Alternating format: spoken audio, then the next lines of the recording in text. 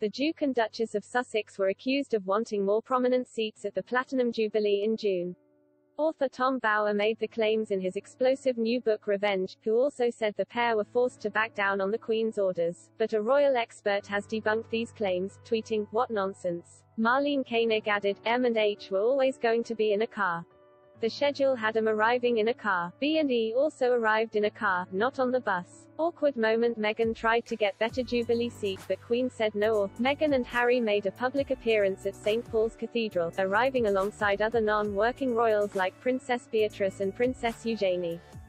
The royal couple walked down the long nave of the cathedral to take their seats. Meghan and Harry were sat next to Eugenie and her husband Jack Brooksbank, with Beatrice and Edoardo Mapelli Mozzi having to stand up to let them take their seats. Their seats were set far back from Prince Charles and Camilla and Prince William and Kate.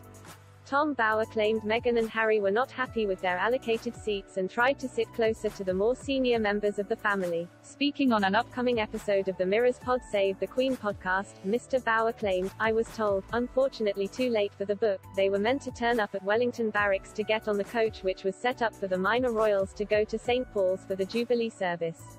They arrived deliberately late so the bus had gone and they could make a grand entrance from a car so they could be seen on the steps, which Netflix obviously needed. And then as they walk down the aisle, they get to the seats in the row they are assigned and I'm told they then asked 6 other people sitting this side of the aisle could they move down so they could sit on the aisle itself. And the usher apparently said to them, 'You can't, you're sitting in seats 8 or 9 or whatever it was,' and Harry said, 'Why?'